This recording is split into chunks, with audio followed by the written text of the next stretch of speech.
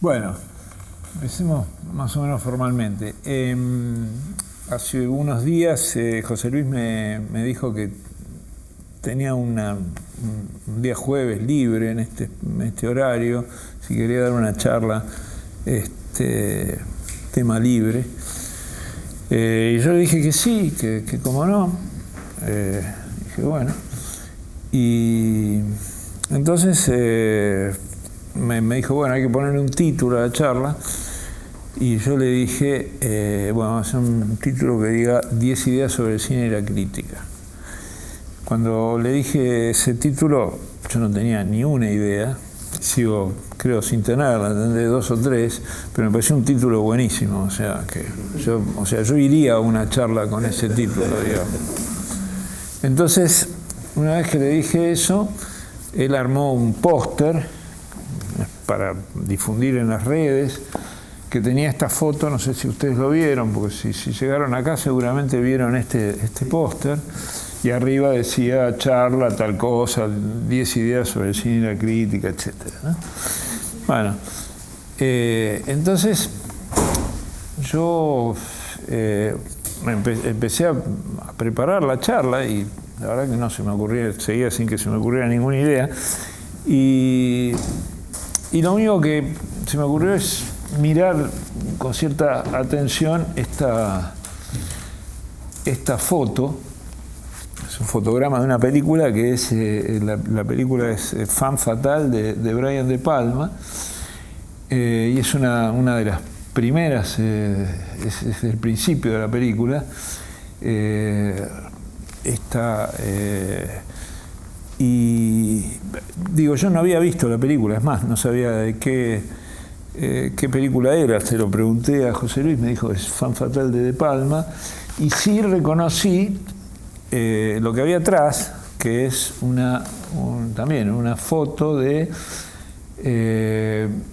Double Indemnity o Pacto de Sangre, la película de Billy Wilder.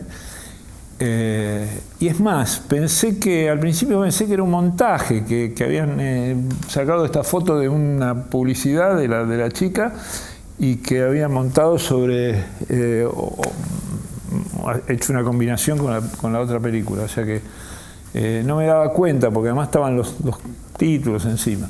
Pero tardaba un rato, entonces, bueno, finalmente bajé la película y la vi.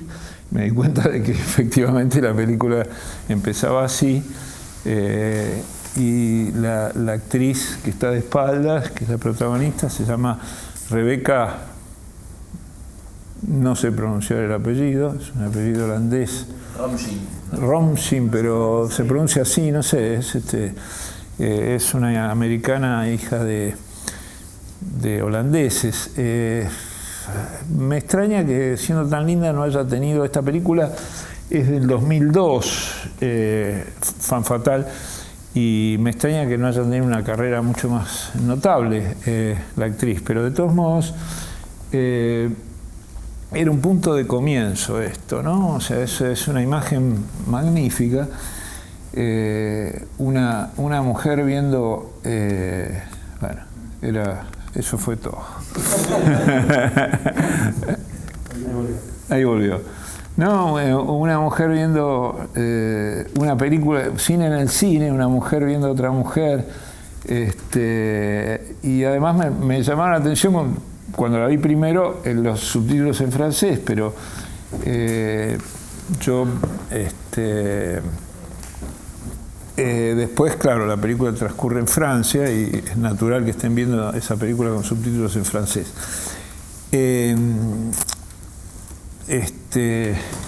Bueno, dejémosla un poco más. Entonces, a partir de ahí, es una... no sé si ustedes vieron Pacto de Sangre, no sé si vieron Femme Fatale o si vieron Pacto de Sangre, pero de todos modos les voy a contar lo que es pertinente para el caso. ¿Qué escena es esa de la película? La escena del final,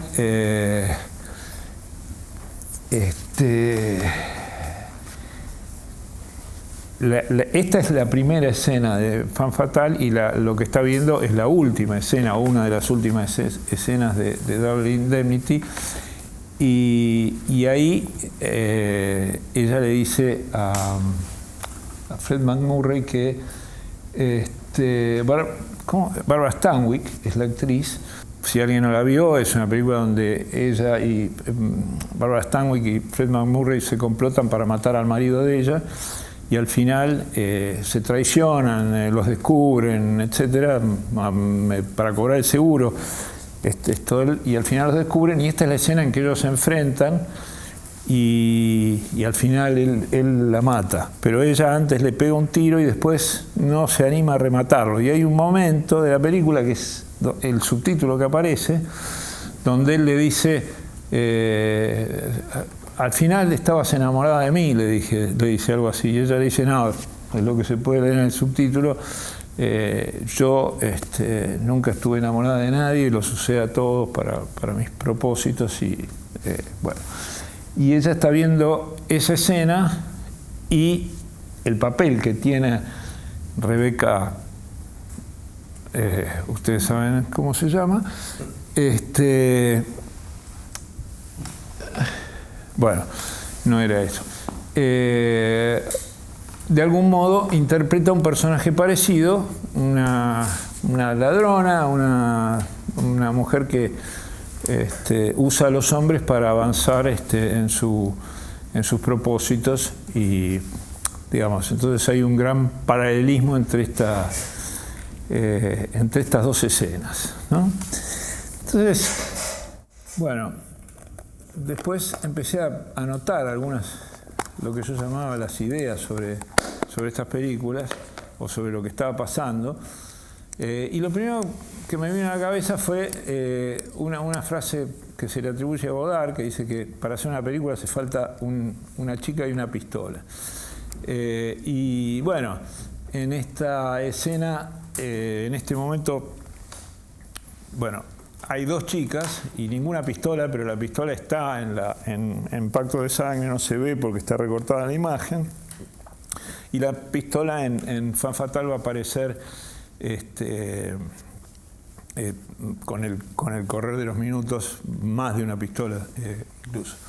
Pero yo decía que lo atractiva que era esa imagen, que ahora no vemos, porque si no, no se puede filmar, era una imagen extraordinariamente atractiva, esa de la chica, la de la otra chica, y que el cine más o menos seguía siendo muy parecido a sí mismo, la idea de que se fija la imagen en este caso en esa espalda desnuda, pero también en la actriz y la sugestividad de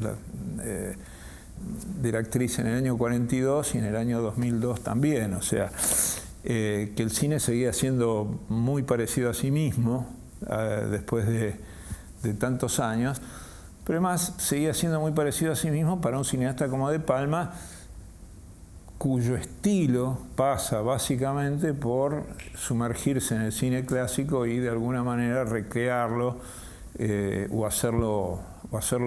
o apropiarse de él, o transformarlo, o hacer algo a partir de eso. Entonces, perdón que mire mi machete con las 10 ideas que finalmente no se me ocurrieron, pero anoté unas cosas.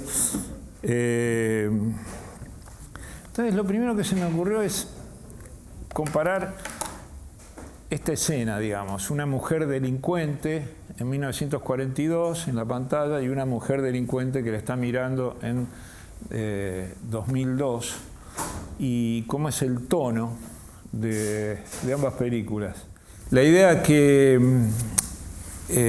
cómo era 1942, cuál era el tono de las películas y cómo eran las películas en 1942 y cómo eran las películas en 2002, por lo menos esta película en relación al tema del crimen, ¿no? O sea, a ese tema de la pistola, o sea, cómo eran las chicas y las pistolas en 1942 y cómo eran en 2002. Y se me ocurrió hacer una cosa bastante absurda, que es mirar el Google, y en el Google decía que esta película, tomando una crítica de la época, era una película típica del cine negro, porque mostraba una imagen de decadencia moral y de abyección y de decadencia de la civilización, o sea, una cosa terrible sobre la moral de esta gente. Y curiosamente era una época en que obviamente el crimen no pagaba, o sea, no se podía terminar una película donde el criminal se salía con la suya, o sea que los cineastas estaban muy restringidos en ese sentido, también en el sentido erótico, de las cosas que no se podían mostrar, y una de ellas era que a pesar de que finalmente triunfaba la ley, el investigador de seguros que hace Edward Robinson descubre el complot y digamos, y la película empieza con McMurray confesando, grabando la confesión. En esa época eso era termina bien, entre comillas, desde el punto de vista de la ley, la película, pero deja la imagen de que la sociedad es terriblemente negativa, o de que lo que el cine negro está mostrando es una negrura y una decadencia y una inmoralidad y una abyección y todo eso, según, digamos, las críticas de la época, según o sea que había un contraste entre ese mundo pasteurizado por la censura y una visión muy negra de lo que ocurría atrás, porque la gente en el fondo, el alma era tenebrosa, ¿no? Las chicas y las pistolas, digamos, no llevaban más que a la muerte y a esa oscuridad. Y casualmente ayer se me ocurrió ver casi de casualidad en Netflix otra película de 1942, que es una película de John Ford que yo no conocía, que se llama Midway, que es un documental de guerra filmado para la Marina Americana sobre la batalla de Midway, que en realidad la película es muy precaria, es simplemente una sucesión de imágenes de bombardeos de aviones y de barcos y de soldados heridos y de marchas militares. Es una película de propaganda bélica, y que en 1942, mientras Ford filmaba eso en el medio del Pacífico, se estrenaba esta película Pacto de Sangre, que muy probablemente también vieran las tropas estacionadas en las bases americanas del Pacífico. O sea que los soldados estaban probablemente viendo esta película que tenía este final, esta situación tan dramática, que además caracterizada por esa frase, ese diálogo tan duro, donde ella le dice, donde él le dice, lo que pasa es que estabas enamorada de mí, y ella le contesta, yo nunca estuve enamorada de nadie, hasta hace 10 segundos cuando no pude disparar por segunda vez y matarte. Lo que me parece notable es que cuando uno habla del cine clásico y de la admiración de algunos cineastas por el cine clásico y el cine neoclásico, es decir, el cine que se basa en el cine clásico y lo repite y lo copia y a lo mejor lo estiliza y lo cita y lo frecuenta viendo Femme Fatale, tratando de descubrir qué era esa película, que empieza citando Pacto de Sangre y transcurre casi por senderos parecidos. Ella es una ladrona que se mete en un robo y después huye de los jefes y los traiciona, y después encuentra a una mujer que es igual a ella. Una nueva cita de, si uno quiere, de Vértigo, de las películas donde aparece un doble. Probablemente, me cuesta encontrar cineastas tan más distintos que Wilder y Hitchcock, digamos, ¿no? O sea, hay en las películas de Wilder hay un planteo moral siempre que nunca es el de el de Hitchcock, que es bastante más difícil de apresar, ¿no? Pero también me cuesta mucho encontrar un parecido entre Brian De Palma y Wilder como cineastas. Son cineastas bastante distintos. Wilder es un cineasta de la escritura, del guión, digamos, un cineasta de la estructura de las películas. De Palma es un cineasta mucho más visual, mucho más espectacular en su idea del cine, ¿no? Pero no importa. A lo que yo iba es a que finalmente descubrí que De Palma, lejos de hacer todo lo que yo temía que estaba haciendo, hace algo que me sorprendió muchísimo, que es partir de ese momento, el momento en que ella le dice yo nunca estuve enamorada de nadie, para decir, ¿y qué pasa? Hacer esta pregunta, ¿y qué pasaría, digamos, si en el fondo sí? En realidad lo que está pasando en esta película es que ella está enamorada de él. Y todo lo que ocurre está mediado por algo que, bueno, por los intereses económicos y la historia y el pasado y el marido y las relaciones y todo lo que pasa, pero que lo interesante de la película es esa frase. O sea, y la impresión que tuve, terminando de ver la película de Palma, es que De Palma había dicho de todo lo que pasa en esta película, lo interesante, lo verdaderamente interesante es lo que pasa ahí, lo que estuvimos viendo al principio en ese recuadro que estaba en el fondo de la pantalla y que José Luis eligió para ilustrar esta charla, que no sabía lo que iba a hacer y yo tampoco. Pero me parece que justamente la intervención que hay en este caso es la de alguien que dice el cine está vivo y se puede rehacer, no copiar, no imitar, no citar, sino reinventar, renacer, hacerlo revivir. Entonces que hay como una especie de resurrección, la idea de que hay algo que vuelve a la vida, que es la posibilidad de hacer otra cosa con la materia muerta del celuloide, sino de darle otro espíritu. Entonces, no sé si ustedes vieron Femme Fatale, pero hay toda una vuelta muy extraña de la película, donde parece que ella traiciona a todo el mundo y en algún momento dice una frase muy parecida a esta, o sea, porque ella se encuentra con Antonio Banderas y tiene una relación, pero al final lo usa, lo engaña,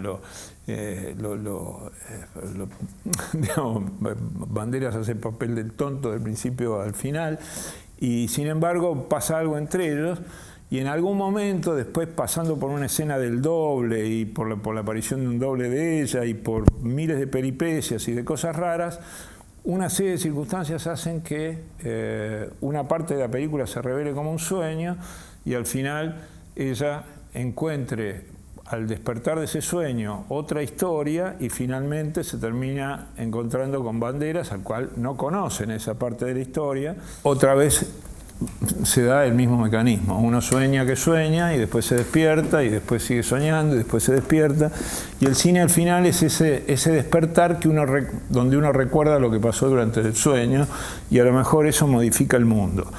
Y esta me parece que es la idea que está en Femme Fatale y esta es la idea sobre el cine, la primera idea que se me ocurrió sobre el cine, que es que las películas permiten ser revividas y tenemos un cine luminoso y un cine que cuando nos despertamos de él deja una sensación que no es simplemente la de la intriga, sino de un sueño. Bueno, ustedes pueden creerlo o no, pero es como si yo les hubiera contado un cuento de hadas y nadie tiene por qué creer en los cuentos de hadas, pero yo, digamos, cuando estaba elaborando esta idea para esta charla, me lo creí. O sea, yo creo que De Palma hizo un cuento de hadas y que ese cuento de hadas ilumina el mundo porque el cine tiene esa capacidad. Es una idea que acabo de terminar. Alguien está filmando esto. Me gustaría que no fuera así, porque no sé cómo podría sostener esta idea si alguien la escribe, pero bueno, así estamos. Bueno, esa fue una idea. Es parte de una organización criminal y le tienen que robar las joyas a otra chica que va al baño y tiene una relación erótica en el baño y después esa relación mientras le va sacando las joyas y las va reemplazando por joyas falsas, y de pronto aparece un custodio y hay un tiroteo y bueno, muere una serie de gente, otros los agarran y ella se escapa y después sigue la película. Pero lo que quería decir es que eso se filmó en mayo de 2001 y que yo estaba ahí. O sea, no estaba ahí en medio de la película, pero estuve en Cannes en 2001 cuando se filmó esa película.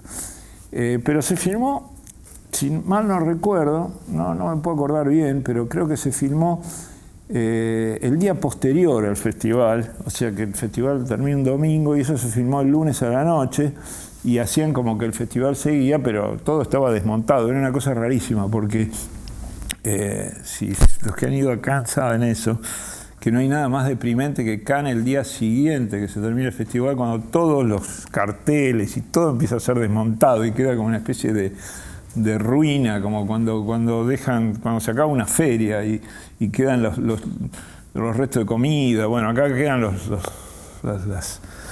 la cartelería, los stands, todo en un estado medio destruido, los camiones que se llevan todo, etcétera, como que todo eso era una ilusión. Y sin embargo, ahí donde estaba el Palacio de los Festivales había un equipo de filmación que era lo único que parecía desentonar con esa idea de que se había terminado el festival. Y estaban filmando esa escena que yo vi, bueno, hay que decirlo, ¿cuánto pasó después de 2001? Como 20 años más tarde, casi. O sea que eso que pasaba ahí lo vi 20 años más tarde. Y es muy gracioso porque la película la película empieza como si fuera una función del festival.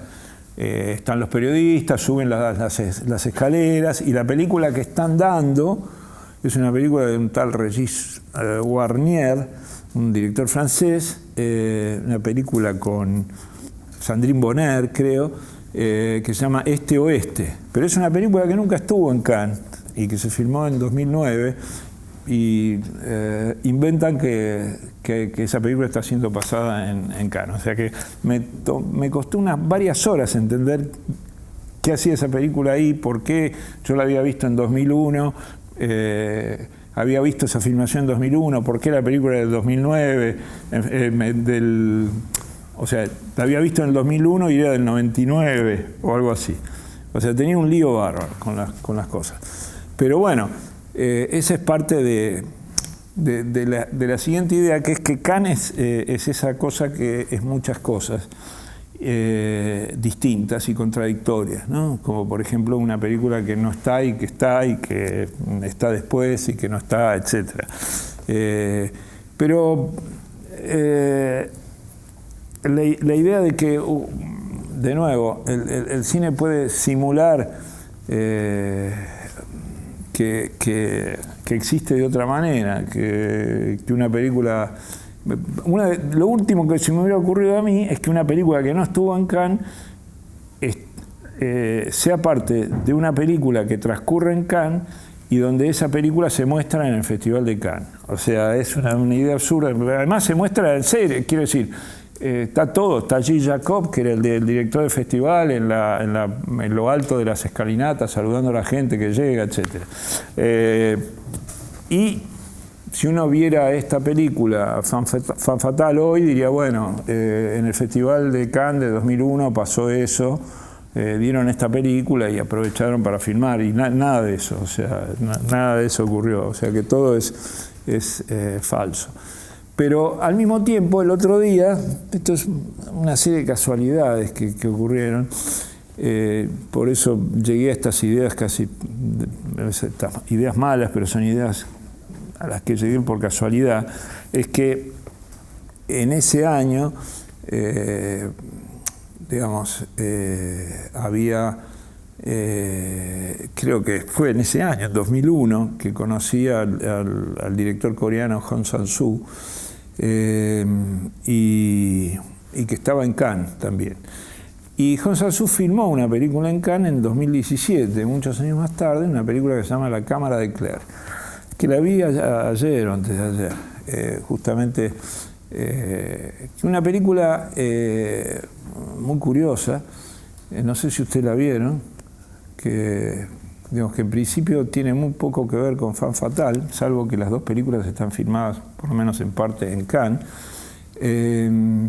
Y sin embargo, es una película que si uno dice, bueno, la película de Palma es pura imaginación, es pura fantasía, es pura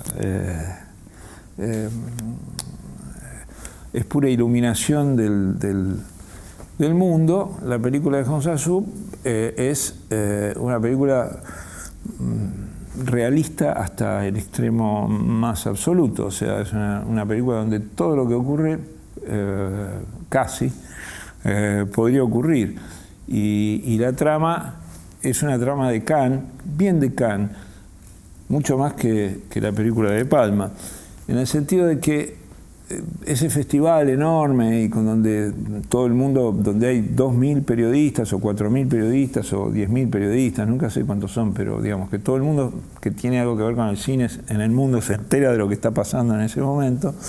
Y después hay una parte de Cannes que es casi subterránea, que es la gente que está ahí trabajando en las empresas, que nunca va a ver una película, que está... y la película de Hong Sang-soo es una película que transcurre entre...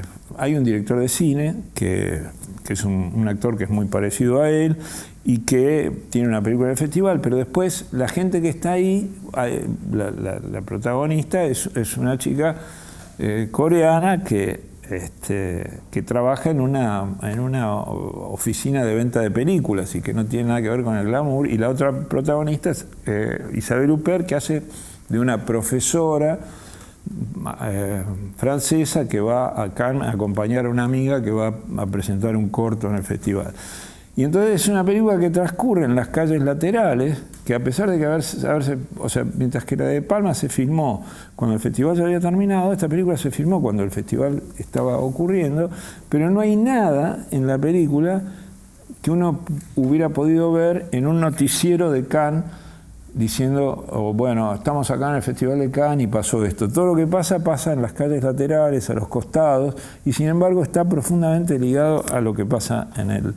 O sea, es una película sobre el mundo del cine, tan es sobre el mundo del cine que la historia dice que Hong Sang-soo se enamoró de esta chica, el director, que se llama Kim, la chica se llama Kim algo, lo tengo anotado acá, pero ya les digo, esta chica es realmente hermosa, se llama Kim Min-hee, y es una de las actrices más lindas que yo haya visto en mucho tiempo, y dejó a la mujer y fue un gran escándalo en Corea, que es un país muy conservador, en el cual estas cosas, a diferencia de los países occidentales, que pasa todo el tiempo, cuando pasa una cosa de estas se produce un escándalo nacional, tanto que ella no pudo seguir trabajando con otros directores, era una estrella realmente de cine. Y esta historia lateral, o sea, que está detrás del cine, tiene que ver con lo que sucede en la película, en el sentido que el director tiene una affair está en pareja con la productora de la película o con la gente de ventas, no está muy claro qué papel ocupa, y una noche se emborracha, algo bastante común en los directores coreanos, y no solo en los directores, sino en los coreanos en general, y en Hong Sang-soo en particular, se emborracha y se acuesta con la chica y se entera la novia o la amante o la pareja, y la despide de la compañía porque está celosa. Y sin embargo ella no sabe por qué la despide, porque no sabe que la otra se enteró, y tampoco sabe que ella está en pareja con el director, y la que une todos esos hilos de una manera casi mágica es Isabelle Huppert, que es esta francesa que va con una cámara, por eso se llama la cámara de Claire, va por ahí filmando cosas y entre otras filma a unos y a otros, y al final permite que el espectador conecte todo lo que está pasando, y que los espectadores también, y que los personajes también se enteren de todo lo que está pasando. Y la película se llama La cámara de Claire pero y Claire es un homenaje de Hong Sang-soo a Claire Denis, y yo fui testigo de cuando se conocieron Claire Denis y Hong Sang-soo en el Festival de Busan en 2001 justamente, o probablemente o en 2002, o sea, exactamente en el mismo momento que De Palma filmaba esa pseudo película en Cannes, o del mismo año más o menos. Pero quiero decir, este mundo del cine y la idea, la cuarta idea, que no sé si se habrá caído alguna idea por el medio, seguramente varias, es que efectivamente hay un problema con el cine, que es que el cine puede ser mirar hacia el cine, o sea, puede mirar hacia el cine que se hizo, como De Palma mira el cine de Billy Wilder, y también puede mirar al cine que se está haciendo, o sea, al propio mundo de quienes hacen el cine. O sea que, y el cine que está en el medio de esas dos cosas, tiendo a pensar que es un cine vacío. O sea que el cine que no piensa ni en la vida del que lo hace, ni en la historia del cine, es un cine que no tiene mucho sentido. Y quiero decir, hoy no tiene mucho sentido, en otra época puede ser que lo haya tenido. Pero esta otra película, que también transcurre en Cannes y que también es extraordinariamente luminosa, también tiene esa impronta de un cine que se está haciendo sobre algo vivo, que está actuando sobre el mundo circundante. Pocas veces, ustedes no sé si han visto muchas películas de Hong Sang-soo, pero yo se las recomiendo largamente, porque esta es una de sus películas más ligeras, más simpáticas, más amables y más luminosas, y probablemente una de las mejores visiones de Cannes que uno vaya a encontrar en el cine, y de cualquier pueblo o de cualquier lugar, en el sentido de que las calles, los cafés y hasta un perro gris que aparece en distintos momentos de la película, son cosas que vale la pena ver en el cine y que tal vez son las cosas que uno no vea en la vida real. Pero yo creo que eso ocurre no porque alguien ponga una cámara y fotografíe, sino porque hay algo que tiene vida para él, hay alguien que está mirando, y ese mirar es lo que caracteriza al cine, ¿no? Esto no es una idea, sino más bien una anti-idea. Hace muchos años, estando en Cannes, yo fui a ver una película de Theo Angelopoulos, un director griego, y había unas imágenes del mar en Grecia, del Mediterráneo, y le dije a Flavia, mi mujer, le digo, mirá qué hermoso que es el Mediterráneo. Y ella me miró y me dijo, pero vos sos tarado, me dijo, esto es lo que ves acá cada vez que salís del cine. O sea, ese mismo Mediterráneo que yo no podía apreciar cuando iba todos los días caminando al festival, era lo que yo me extasiaba viéndolo en una película. Entonces, esto durante muchos años siento una gran culpa de haber sido, tal vez también para ese año, no, fue antes, fue en la década de los 90 esta historia, y durante muchos años sentí una gran culpa por eso, por mi incapacidad de ver el mundo y necesitar el cine para poder verlo. Y sin embargo, después de tantas vueltas, creo que tenía razón yo, o sea, quiero decir, hace falta que alguien el mundo necesita que alguien lo fotografíe, necesita la cámara de Claire, necesita esa cámara, que es una Polaroid en la película, que fotografíe lo que vale la pena. Y hasta sin darse cuenta. Hay un momento de la película en que ella dice, Isabelle Huppert dice, bueno, cuando uno le sacan una foto, después es otra persona, caminando por esas calles de Cannes, y cuando las vi en la película me pareció que el mundo se ordenaba, que el mundo se volvía algo que valía la pena. Entonces esa mirada del cine en un caso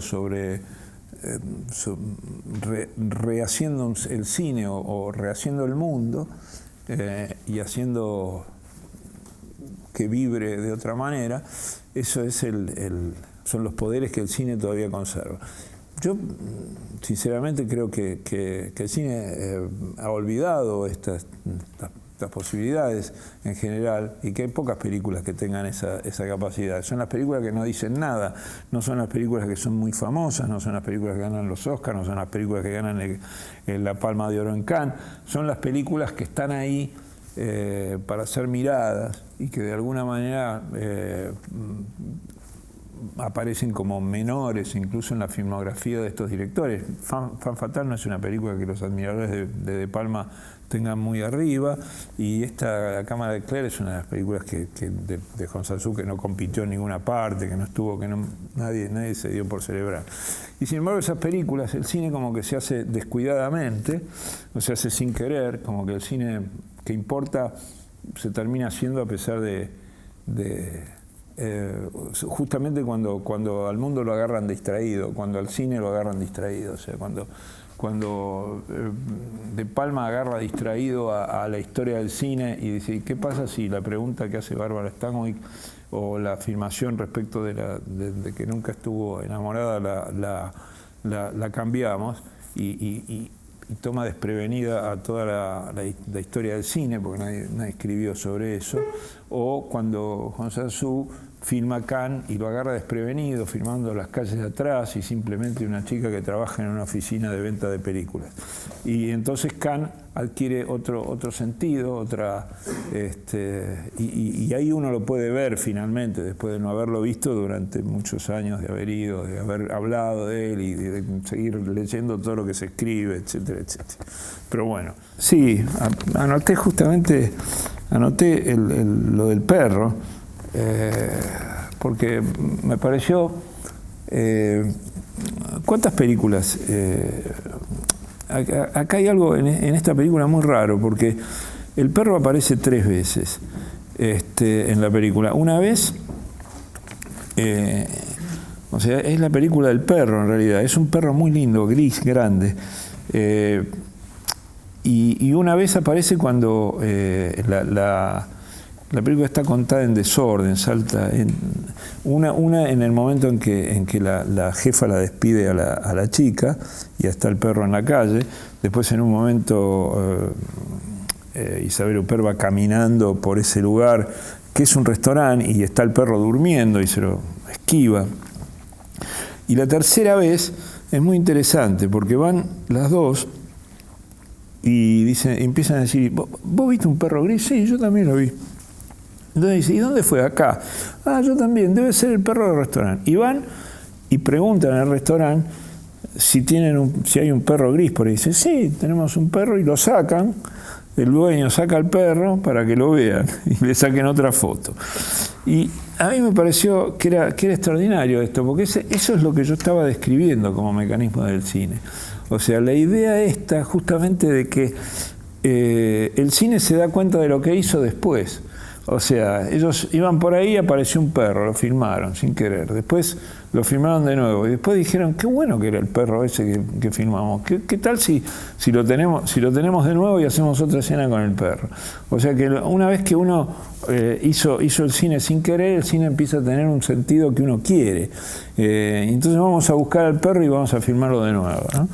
Entonces esta idea de que aquello que es indeseado, involuntario, casual, es lo que produce después el deseo del cine, el deseo de volver a ver al perro, el deseo de que aparezca de nuevo, y eso es, me parece, este mecanismo que estoy tratando de decir, que todo aquello que ocurre un poco en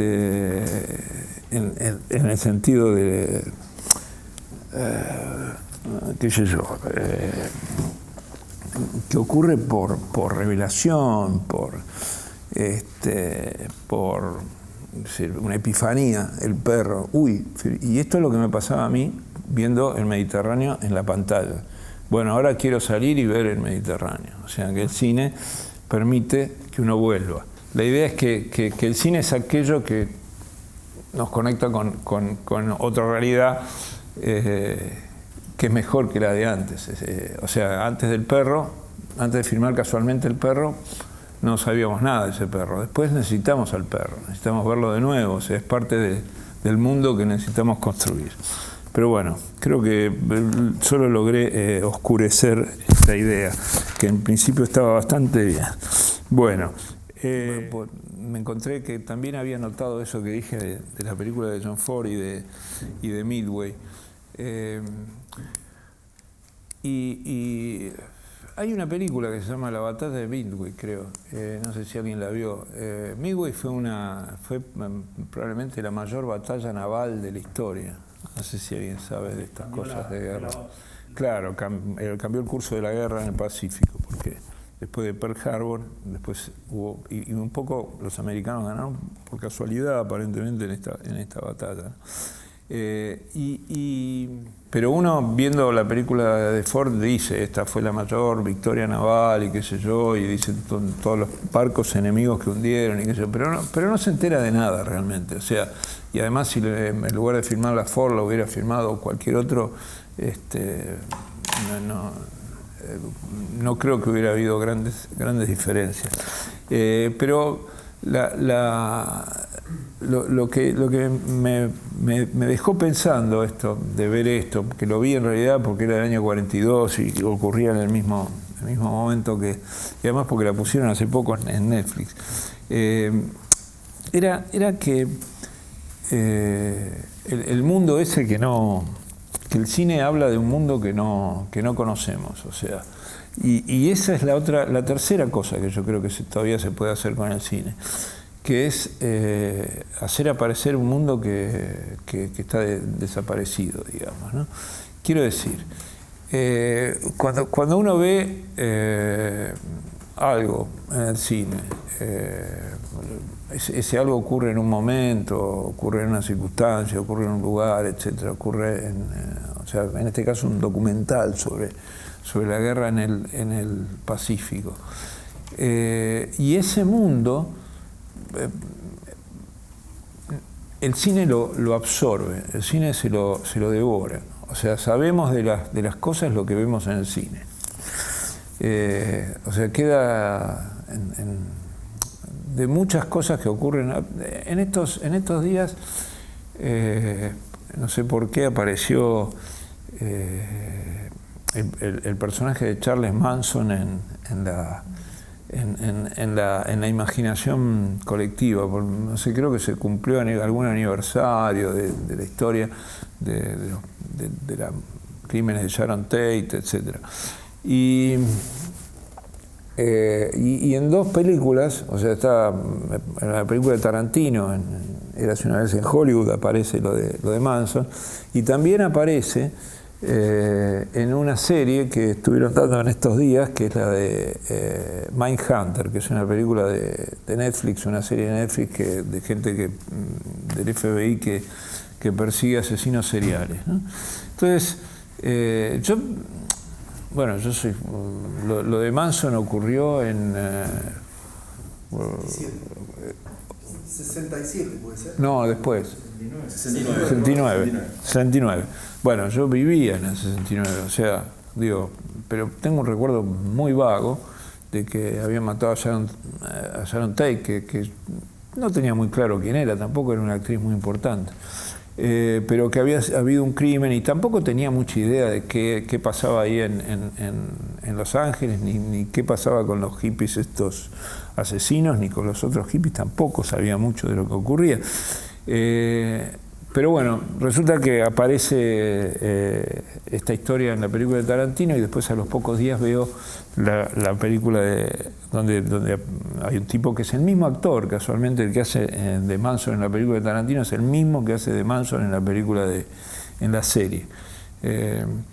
Y llegué a la conclusión de que lo que yo sabía de Manson era lo que había visto en esas dos películas, o sea, nada. O sea, no tenía idea. Sin embargo, me empecé a preguntar si había algo mejor que el cine para saber lo que había pasado con Manson. Quiero decir, la historia, ¿no? O sea, la relación del cine con la historia, ¿no? Y me parece que ahí hay un problema que no hemos... me parece que el cine no fue para ahí. Quiero decir, el cine utilizó la historia, hay miles de historias, miles de películas, entre comillas, basadas en hechos reales. y que como es natural y lógico y aceptable, hacen lo que quieren con los hechos reales, como de la misma manera que las películas hacen lo que quieren con las adaptaciones de ficciones escritas, de novelas, etc.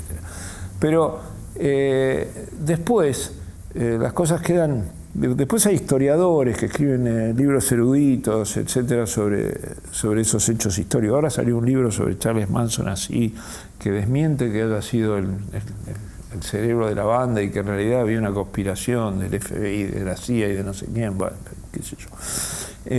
Sin embargo, no tenemos... el cine nos acostumbró a algo que creo que es la parte casi más negativa del cine, que es que no tenemos más registro de la historia que la que el cine nos deja. O sea, tenemos por un lado la memoria, que es la memoria individual, o sea, las personas recuerdan, qué sé yo, hoy alguien me decía que había recordado cuando el hombre llegó a la luna. Recuerdan su experiencia en ese momento histórico, recuerdan que estuvieron en una guerra, recuerdan qué estaban haciendo cuando mataron a Kennedy, recuerdan todas esas cosas. Y después recuerdan otra cosa, que es la que el cine ha dejado impreso en el celuloide. Y hay dos mundos. O sea, la idea, si es que uno la podría formular así, es que hay dos mundos. El mundo de la memoria individual y el mundo de lo que el cine ha contado. Y en el medio hay un gran vacío, que es el pasado. O sea, ese pasado se nos deshace y queda reducido a esas dos experiencias. Y gracias a eso es que no salimos del pasado, porque no hay algo en el medio. O sea, el cine nunca ha ido hacia completar o encontrar los dispositivos para encontrar lo que está entre la memoria personal y la historia escrita. Entonces, viendo esta película sobre Midway, y esas bombas y esa gente y esas caras, se me ocurrió que deberíamos saber mejor qué pasa, deberíamos saber mejor qué pasa con todo, y que el cine en ese sentido nunca nos ayudó demasiado. O sea, quiero decir, y esa es otra parte que yo dije hasta ahora, bueno, ¿qué puede hacer el cine todavía? Bueno, puede rehacer el cine que se hizo, puede iluminar el mundo como es. Y la tercera cosa que tal vez uno se le ocurra que puede hacer el cine es suplantar la historia como la conocemos por otra historia mejor. Quiero decir, mejor, más articulada, más verdadera, más comprensible, menos devota de la necesidad de la ficción de hacer con la historia lo que quiere. Pero eso es, qué sé yo, una especie de idea para el cine del futuro, para cuando ya uno haya visto 100 veces la misma película y no quiera verla, tal vez el cine pudiera tomar otros caminos que todavía no han sido explorados o ni siquiera pensados, porque esto que estoy diciendo ni siquiera es un pensamiento, es una especie de vaguedad sobre las cosas que pueden pasar con una película y sobre las cosas que pueden pasar en el año 1942. O sea, quiero decir, cuando yo decía, bueno, Pacto de Sangre se hizo en el mismo año que la batalla de Midway, y uno no tiene ninguna conexión entre esas dos cosas. O sea, ninguna. O sea, la mente de uno no establece un paralelismo, no son parte del mismo mundo esas dos cosas. O sea, uno toma la historia del cine y ve la película, toma la historia de la Segunda Guerra y ve lo que pasó y tal vez lo ilustre con imágenes. Pero uno no tiene una idea del mundo, uno no tiene una idea en 3 dimensiones del mundo. O sea, que uno dice, bueno, en el año 1942 el mundo era así. Y el cine podría ser un instrumento de esa idea de que uno entienda lo que está pasando, que uno entienda lo que está pasando en distintas partes a la vez, que eso es lo que todavía no hemos avanzado casi nada en ese sentido. O sea, vuelvo al principio, cuando veo que esa película se hizo. ¿Qué pasaba en 1942? Bueno, pasaba la batalla de Midway, pero ¿por qué la gente hacía esas películas al mismo tiempo que la batalla de Midway? Hay un tejido que el pasado se ha comido y que ni siquiera somos capaces de establecer en el presente, entre las cosas que pasan al mismo tiempo. No sé si alguien entendió esta última idea, no sé si alguien entendió las ideas anteriores, no sé si yo las entendí, no sé, digamos, si esto ha tenido algún... pero bueno, se me acabaron las ideas, que no fueron ni 3 siquiera o 4 tal vez, no llegué a las 10 ni lejos, y tampoco hablé de la crítica, o sea que si ustedes vinieran por el título ese que me parecía tan bueno, los engañé completamente, pero les agradezco mucho.